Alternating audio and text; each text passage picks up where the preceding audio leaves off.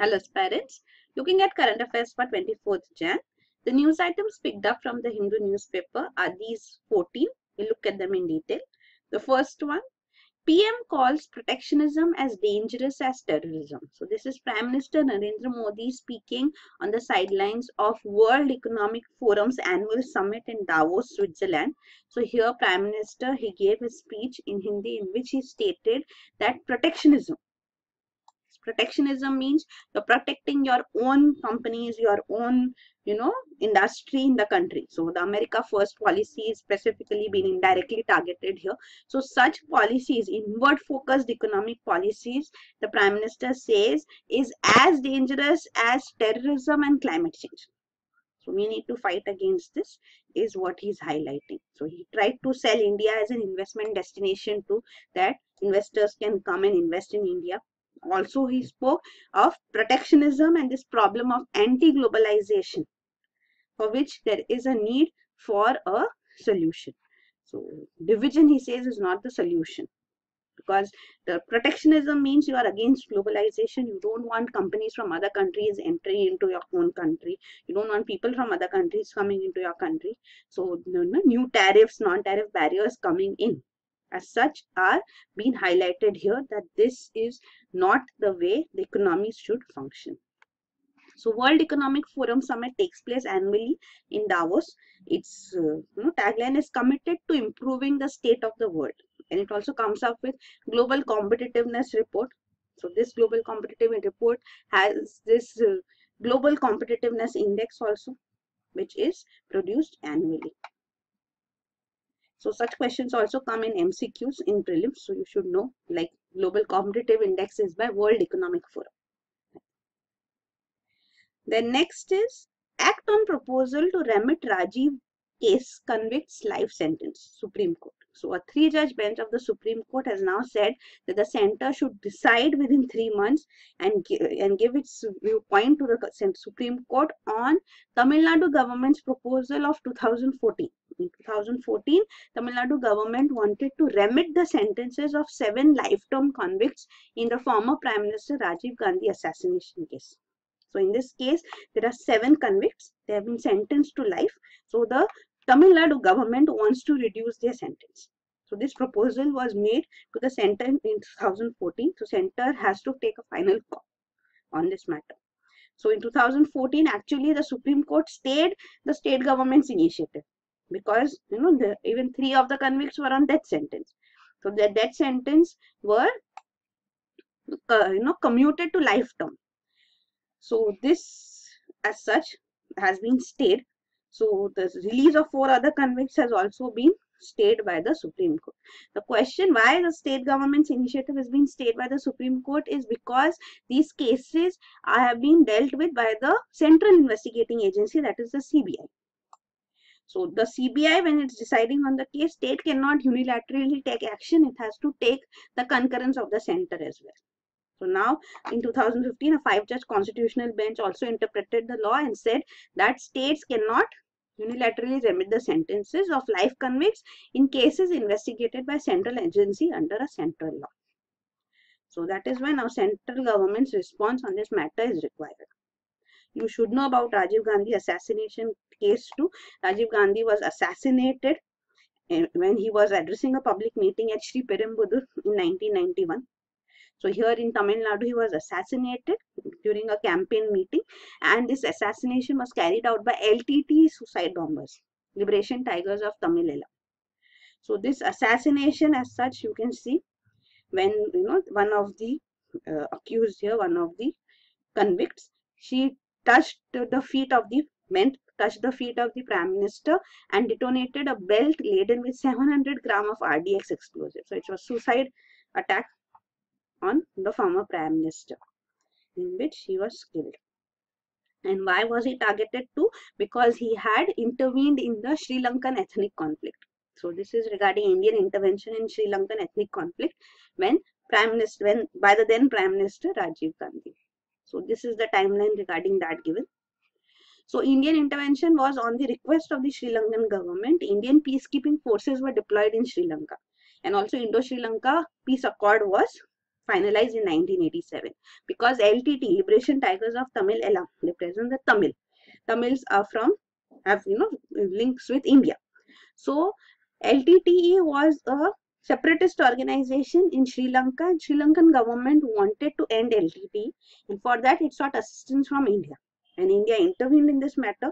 India called for the demands of the Tamils being, addressed as such too, that the Tamils should get their rightful place. The Sinhala majority in Sri Lanka were not giving adequate rights to the Tamils. That was the reason why, even in terms of language, in terms of jobs. So that is why this separatist organization LTT also was formed. So then Indian peacekeeping forces also got involved, and the Indian peacekeeping forces were the armed forces as such too. And then also the Indo-Sri Lanka Peace Accord called for an amendment to the Sri Lankan constitution to make sure that separate provinces with Tamil majority are also formed in the Sri Lankan continent, Sri Lankan island. So it's an island nation. So this was the case. So this had angered LTT, and that is why Rajiv Gandhi was assassinated, because Indian peacekeeping forces on behalf of Sri Lanka were targeting LTT, because with talks it did not succeed. So then they were using force against LTT. And then it was the new Prime Minister who withdrew the Indian peacekeeping forces from Sri Lanka, Prime Minister VP Singh. Then next is Inspire, a scheme that draws scientists but leaves them in a lurch. So this is regarding Inspire scheme, which is Innovation in Science Pursuit for Inspired Research. So this is a scheme which selects research scholars. So research scholars under 32 years of age are selected, and they get a salary of around rupees 80,000 a month, along with an annual research grant as such to worth 7 lakh rupees. So with this, they can work at a university of their choice for 5 years. So this was a scheme which was launched because it was felt that young talented scientists were not undertaking research in the country. So to encourage them, this was an initiative taken. So they would get good salary and research grant for 5 years, and then it was expected that they would be permanently placed in universities. So they so this was the idea. But then now this scheme by the central government, that is Department of Science and Technology, is drawing flag from the people who have been selected under this scheme. So their selection is done through a 3-stage interview by the Indian National Science Academy. Around 10,919 applications came when the scheme was launched in 2011. Since then, and till date, 1,234 of them have been selected. So 11% have been selected, offered this fellowship, and 40% of those who have been selected have got permanent faculty positions. So all of them do not get permanent positions. Also, there are complaints of delay in the payment as such to them. So all these issues have resulted in the scheme being called to not be successful, though the government claims that it has been successful. Of course, it claims that 60% have got full-time jobs, and they say 100% placement is not possible. So this is the viewpoint given by the government. Also, it's saying that all pending financial dues will be cleared as soon as possible. So this is regarding this scheme. So you can see from 2011 onwards, it shows the applications received, how many have been selected, and how many have got permanent positions now. So it depends on the university whether it provides them permanent position or it's there only for 5 years till the time government gives them grants. So this, you can see the selections as such too. Then next is Uttar Pradesh DGP Defense encounters. So the new Director General of Uttar Pradesh is Mr. Om Prakash Singh. He says that encounters of criminals will continue in Uttar Pradesh. So it has been stated in the media that since Yogi Adityanath government has taken over in March 2017, the number of encounters in the country, in the state of Uttar Pradesh, have increased. Over 30 persons with criminal cases and 4 policemen have been killed in encounters since then. So there are allegations that these were staged. Even NHRC has issued so moto notice to the state government. So on this, the new DGP is defending these encounters. Then next is No explosives on Kanpur rail track, IIT team. So this is regarding the 2 train incidents which were being investigated. So NIA is still having those cases before them. It is all set to file a final report on these cases. So National Investigation Agency was referred these cases because there were allegations that these were not accidents, train accidents, but they were sabotage. Sabotage means they were purposely being,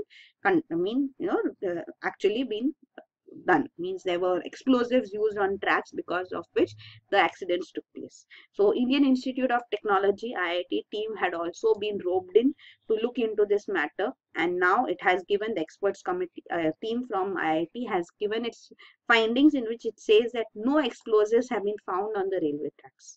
So this is regarding Kanpur and Koneru train derailment. So the Kanpur train derailment took place in November 2016. 152 people died, and in Jan 2017, this Koneru in Andhra Pradesh, here the train accident took place in which 40 people were killed. So then Railway Minister Suresh Prabhu had claimed that these 2 accidents were a result of sabotage, and he had written a letter to Home Minister demanding an investigation by NIA. So that's what took place. Also, the Prime Minister in February 2017 had addressed an election rally saying that the Kanpur train accident was a conspiracy, and this was done by people from across the border, referring to even Pakistan. So this is the case. Even earlier, the Forensic Science Laboratory in Hyderabad had said that there were no traces of explosives found at the accident site in Pune.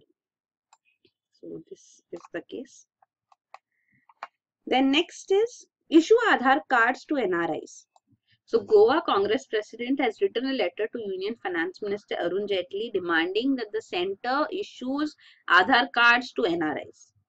So non-resident Indians are also Indian nationals, but then there is a requirement to amend the Aadhaar Act so that even embassies and consulates can start issuing the Aadhaar cards.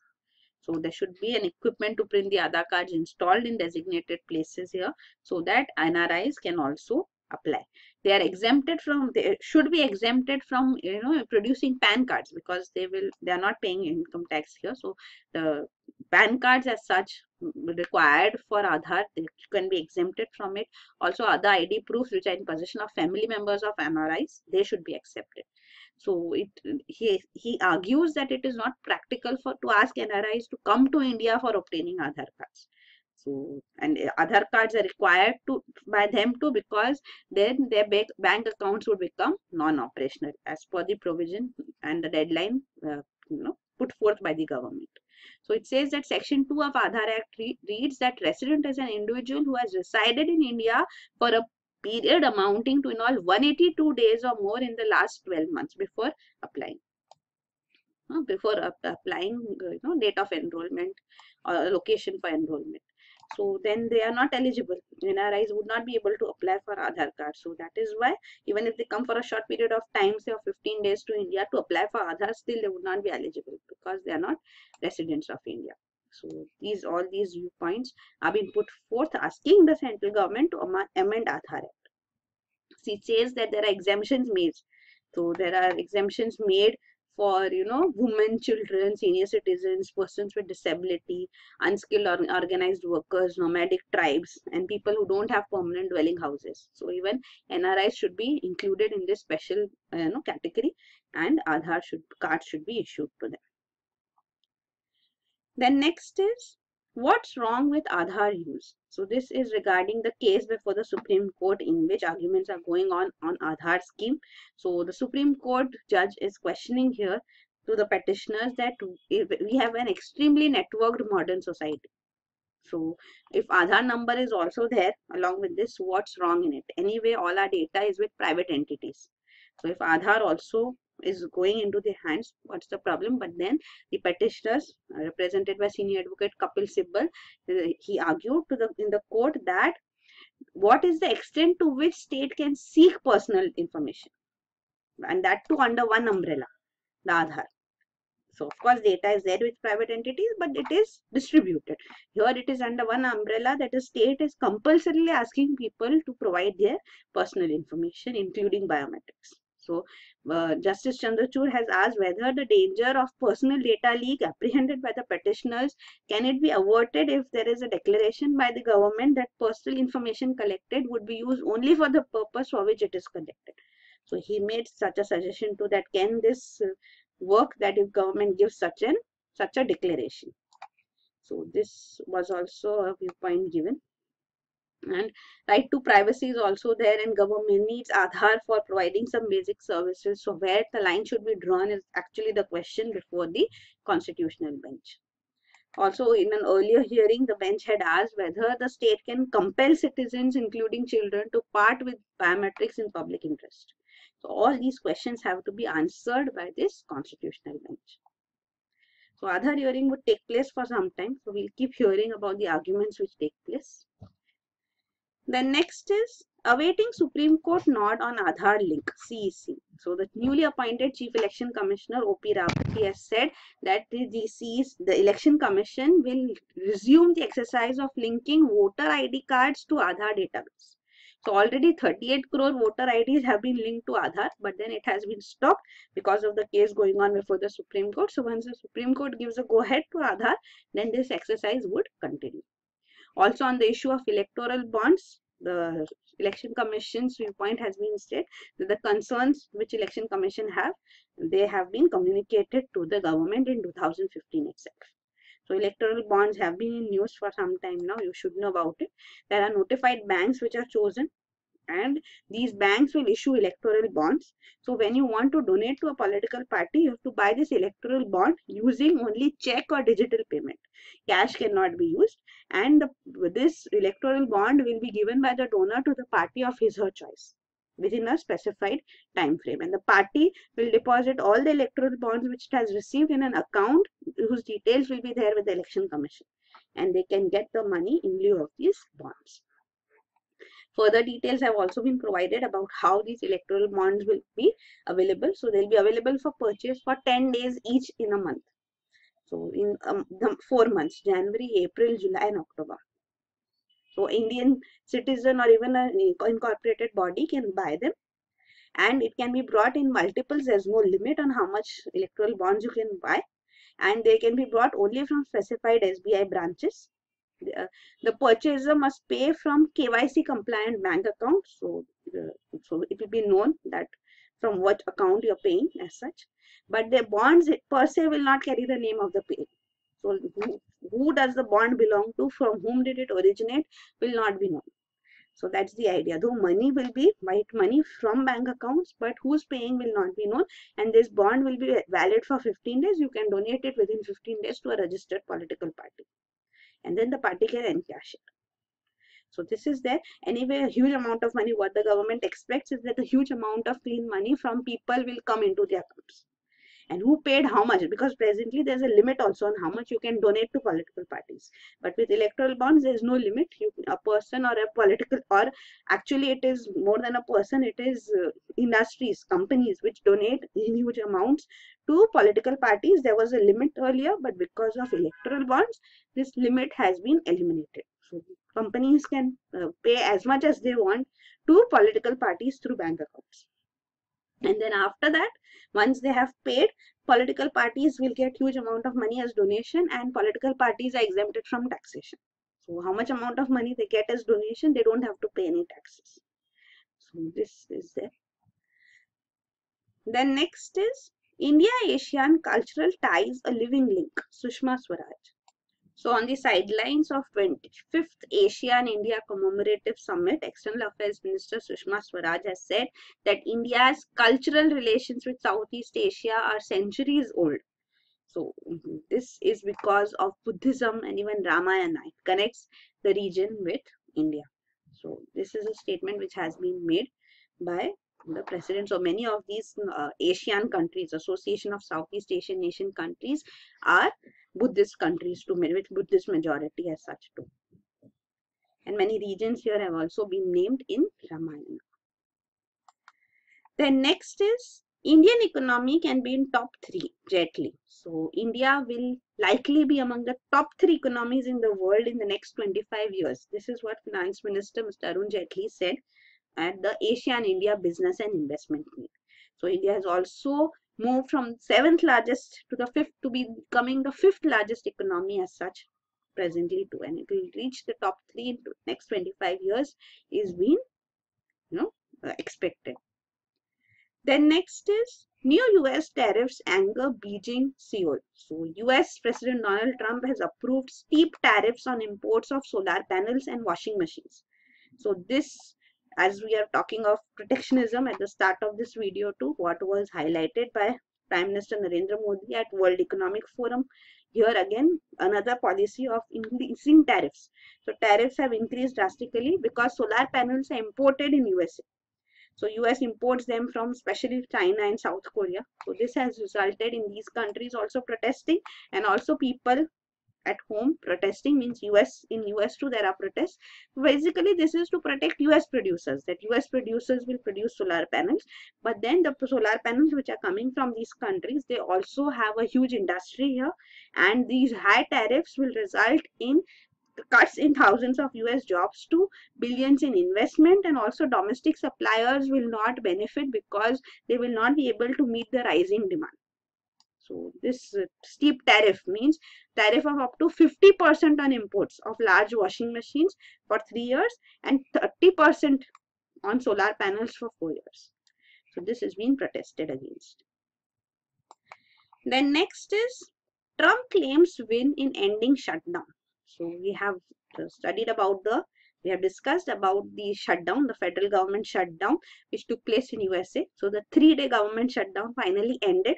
US federal workers will return to work now. The Congress, the US Parliament as such, has passed the federal funding, extended the federal funding for another 3 weeks. And US President Donald Trump says that this is his victory. So the Democrats, the opposition political party in USA, was stalling these federal funding bill as such because they were opposing the government, the US President Donald Trump's initiative of ending this Dreamers program. So this DACA, Deferred Action on Child Arrivals. So this is a program which Barack Obama had initiated, the former president of USA, and in this he had allowed the Dreamers, means the children who had been brought in America but were illegally living here.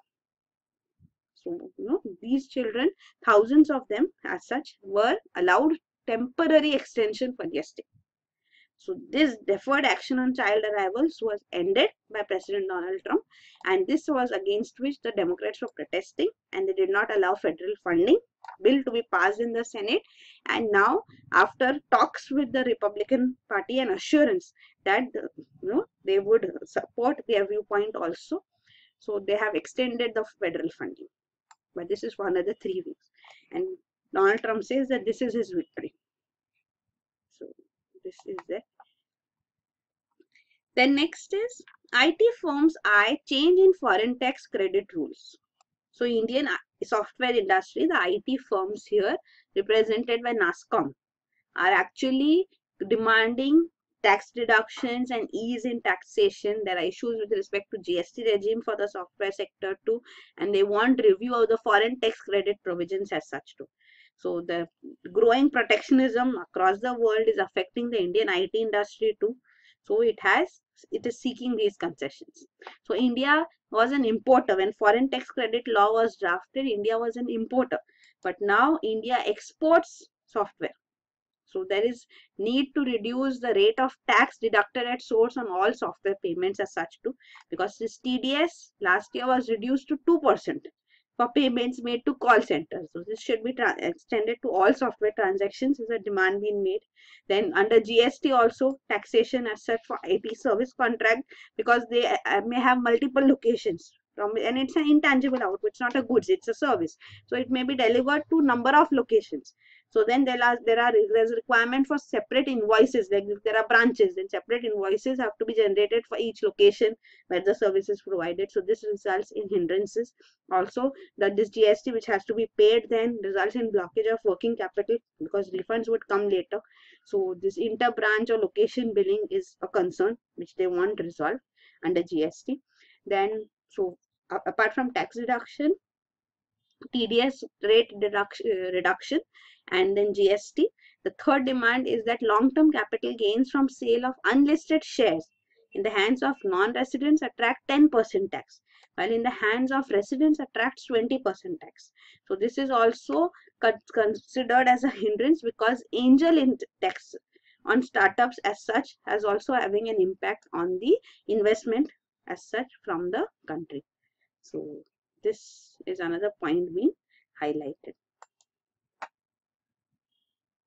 And then finally, they have also said there's a decline of 53% in angel funding during the first half of 2017, because if a domestic investor is receiving angel investment, then there is taxation on it. So if it is received from domestic investors, as we saw, this is long-term capital gains tax. For non-residents and residents, the taxes rate percentage is different. So this is highlighted. So here are the details about how the software sector is growing is shown.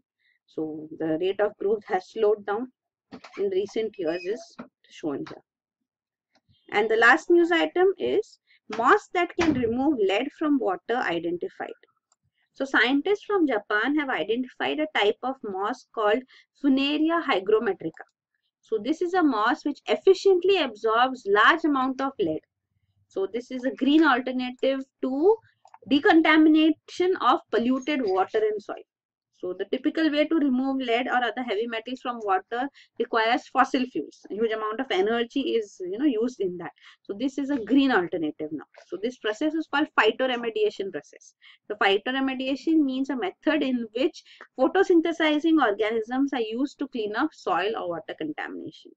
So this phytoremediation here, the type of moss has been identified for removal of lead. You can see living green plants or any organism conducting photosynthesis used for removal of contaminants. So this is there. So these are the news items. Thank you.